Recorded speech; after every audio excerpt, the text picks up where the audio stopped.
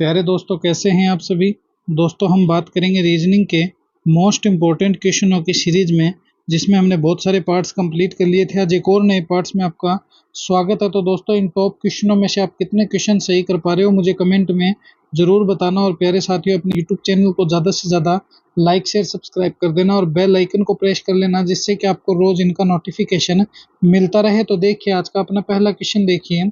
यदि 364 को 146 और 437 हो तो 574 क्वेश्चन मार्क हो गया, और क्या है दोस्तों 641 हो गया। तो क्या है आएगा वो हमें कमेंट में आप भी बताना दोस्तों। और इसको कॉपी पेन साथ में रखना। आप कितने क्वेश्चन सोल्व कर पा रहे हो जरूर कमेंट में बताना, और वीडियो को दबा के शेयर कर देना अपने साथियों में, जिससे कि उनको भी रोज उनका नोटिफिकेशन है मिलता रहे। तो देखिए क्वेश्चन, देखिए दोस्तों, 364 और 437 में से क्या रिलेशन है कि 146 आ गया। तो देखिए, अगर शॉर्ट में बात करें दोस्तों, तो मैं आपको सीधा सीधा बता देता हूँ कि आप देखिए 437 है दोस्तों, इसमें से जब तुम आप 364 माइनस करोगे तो कितना आ गया।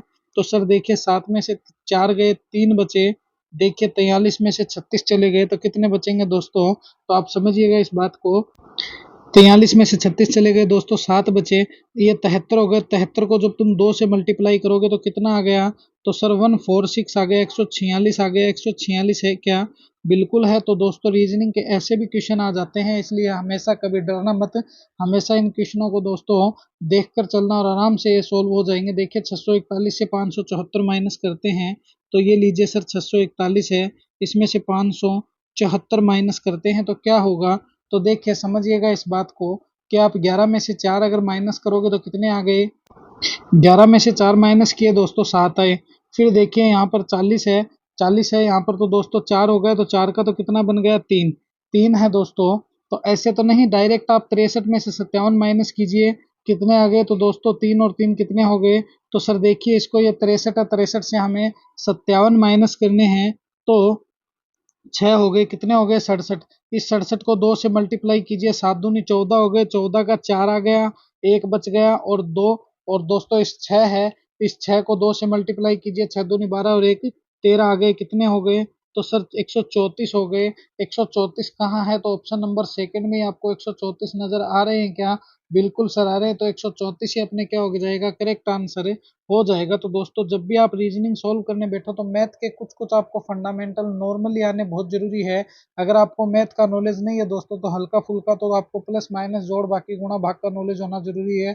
अगर वो होगा तो ही आप इनको सॉल्व कर पाओगे, अन्यथा नहीं कर पाओगे, क्योंकि ये बहुत ही इजी वे में क्वेश्चन सॉल्व हो सकते हैं अगर हम करना चाहें। तो चलिए अगले प्रश्न पर डिस्कस करते हैं। नेक्स्ट क्वेश्चन देखिए, ये रहा हमारा नेक्स्ट क्वेश्चन। देखिए 4 है, फिर सीधा क्वेश्चन मार्क है, फिर 144 है, फिर 400 है, फिर दोस्तों 900 है, फिर 1764 है। आगे क्या आएगा वो हमें बताना है। तो जब भी ऐसे क्वेश्चन आ जाए, हमेशा हमें एक ही ट्रिक पे काम करना है कि सबसे पहले हम इनको क्या करेंगे, लिखेंगे। और लिखने के बाद दोस्तों दिमाग लगाएंगे कि ये किस प्रकार से सोल्व हो सकता है। 144 है, फिर 400 हो गए, फिर सर इसने क्या कर दिया, 900 कर दिया, और फिर इसने 1764 कर दिया। तो अब तुम यहाँ पर अगर इस क्वेश्चन को समझना चाहो, तो सबसे पहले देखिए ये किसका स्क्वायर है।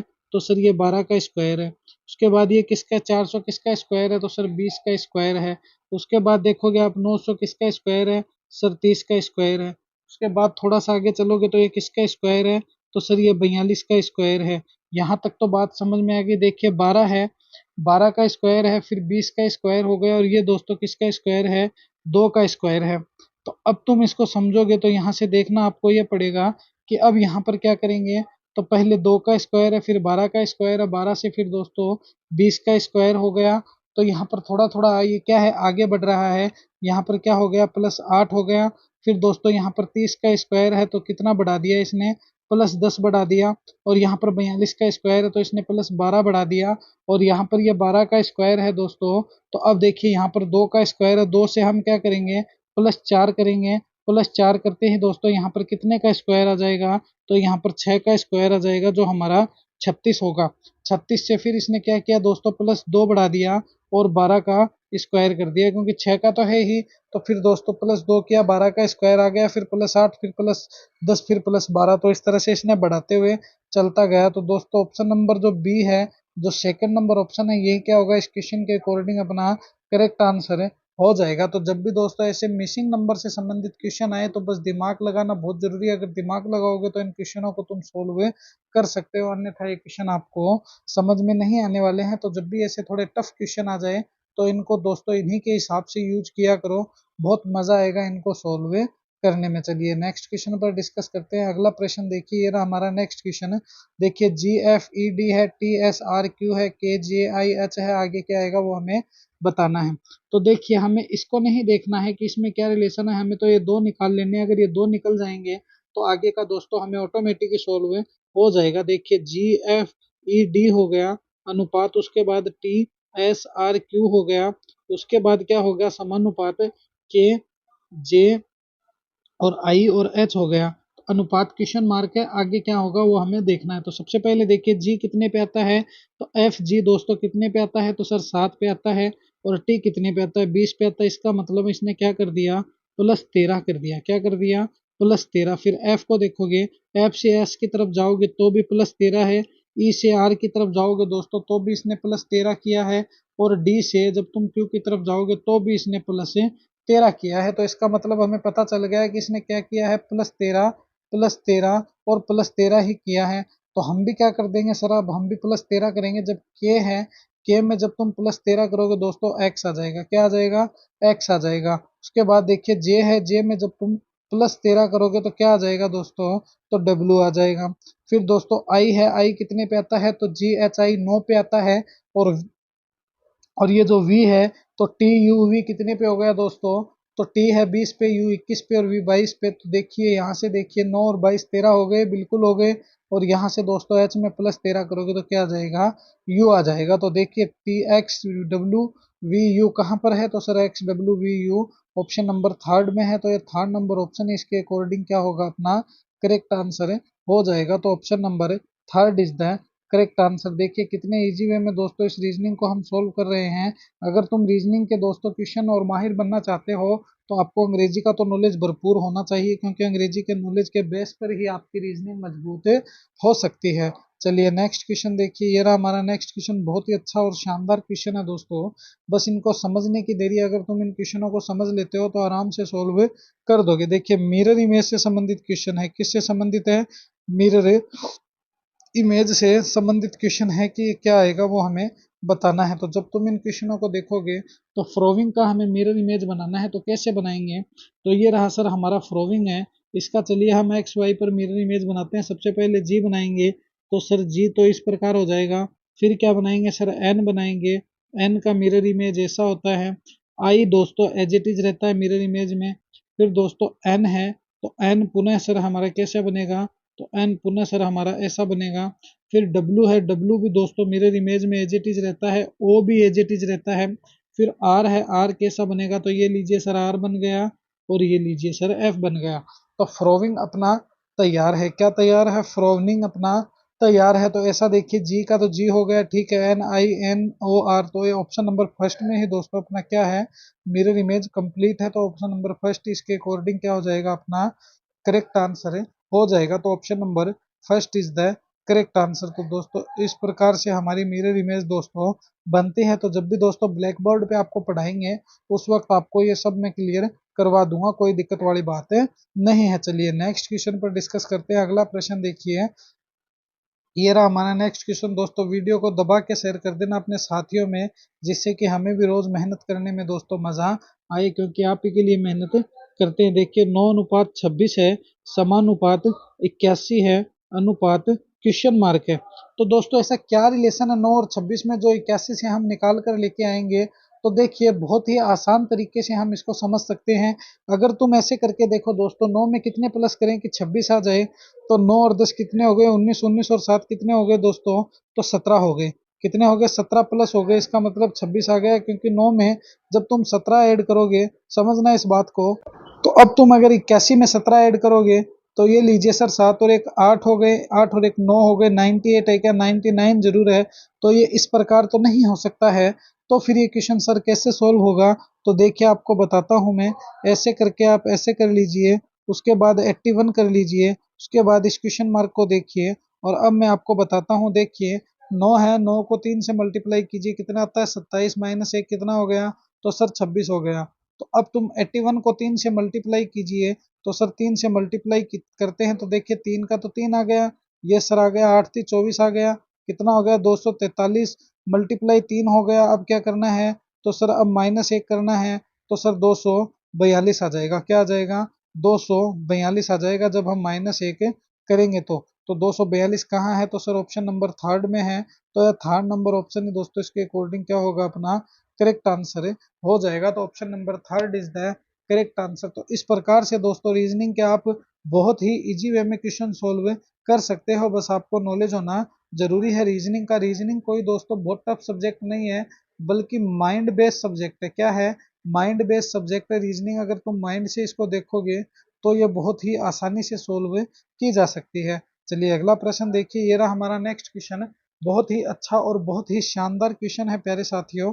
देखिए बस है अनुपात सड़क हो गया, रेलगाड़ी है अनुपात क्वेश्चन मार्क हो गया, क्या आएगा वो हमें बताना है। तो सबसे पहले बस और सड़क में ऐसा क्या रिलेशन है जो रेलगाड़ी का आ जाएगा। तो सबसे पहले ये देखिए, बसें जो है वो कहाँ पर चलती है, तो सर वो तो सड़कों पर चलती है। कहाँ चलती है, सड़कों पर चलती है। तो रेलगाड़ी है वो कहाँ चलेगी, तो सर रेलगाड़ी के लिए तो हमें पटरी बिछानी पड़ती है, तो रेलगाड़ी पटरी पर चलती है। तो ये लीजिए सर, पटरी हमारी यहाँ रही। तो ऑप्शन नंबर सेकंड जो होगा वही क्या होगा, अपना करेक्ट आंसर हो जाएगा। तो ये तो दोस्तों सिर्फ और सिर्फ आपके माइंड को टेस्ट करने के लिए ये क्वेश्चन दिए जाते हैं। तो ऑप्शन नंबर सेकंड जो होगा वही क्या है, अपना करेक्ट आंसर है। तो option number second is the correct answer. देखिए इस क्वेश्चन को करते हैं दोस्तों, इसको सोल्व हम, कि विजेत जो है 5 किलोमीटर दक्षिण की ओर चलता है। तो सबसे पहले यहाँ पर समझेंगे, यहाँ है उत्तर, यहाँ नीचे है दक्षिण, यहाँ है सर पूर्व और यहाँ है पश्चिम। तो अब देखिए विजेत जो है, मान लीजिए विजेत यहाँ पर है, 5 किलोमीटर वह नीचे की ओर गया, ये लीजिए सर 5 किलोमीटर चला गया। उसके बाद क्या कह रहा है, वह दाईं ओर घूमता है, तो वह इस साइड है दोस्तों। अगर वह बाईं ओर जाएगा तो इस साइड जाएगा, दाईं ओर आ गया तो इस साइड आ गया 3 किलोमीटर, अच्छी बात है। फिर वह दाईं ओर मुड़ता है और 5 किलोमीटर चलता है। अब दोस्तों इस डायरेक्शन में उसका मुंह है, तो अब वो उसको दाएं मुड़ना है दोस्तों, नीचे बाएं हैं, ऊपर उसके दाएं हो गया। ये लीजिए सर 5 किलोमीटर पुनः आ गया। उसके बाद वह क्या बोल रहा है कि फिर वह बाईं ओर मुड़कर 5 किलोमीटर चलता है। तो देखिए दोस्तों, अगर वो इधर आ गया तो दाईं ओर हो गया, और वो इधर आ गया तो बाईं ओर हो गया। अब वो मान लीजिए यहाँ पर उसने 5 किलोमीटर की जर्नी पूरी कर ली है, तो वह बताओ प्रारंभिक स्थान से कितनी दूर है। तो देखिए उसका प्रारंभिक स्थान तो ये रहा। अब तुम इस क्वेश्चन को जरा समझोगे तो उसका प्रारंभिक स्थान ये रहा, अंतिम स्थान ये रहा। 5 किलोमीटर तो दोस्तों उसने सीधे सीधे ही पूरे कर लिए हैं। उसके बाद प्लस दोस्तों 3 किलोमीटर, ये बीच का भी तो एरिया है जो ये रहे 3 किलोमीटर।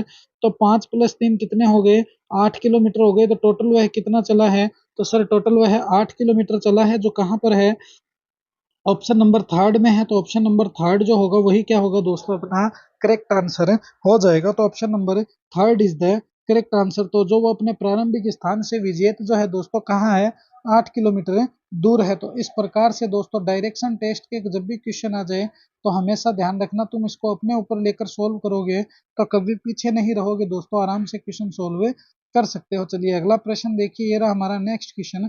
बहुत ही अच्छा और शानदार क्वेश्चन है। दिए गए विकल्पों में से विषम की पहचान करें।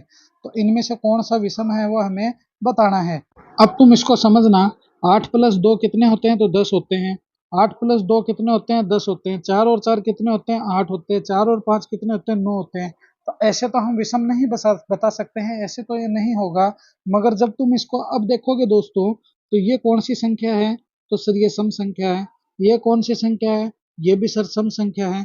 ये कौन सी संख्या है, ये भी सर सम संख्या है। मगर इसको जब तुम देखोगे तो सर ये विषम संख्या है। कौन सी संख्या है, विषम है संख्या है। तो इसीलिए ऑप्शन नंबर सेकंड जो होगा इस क्वेश्चन के अकॉर्डिंग वही क्या होगा, अपना करेक्ट आंसर हो जाएगा। तो option number second is the correct answer. तो दोस्तों इस प्रकार से जब भी आपको संख्याओं से रिलेटेड क्वेश्चन दे, हमेशा पहले उनको जोड़ के देखा करो कि जोड़ने से कहीं सोल्व हो रहा है क्या।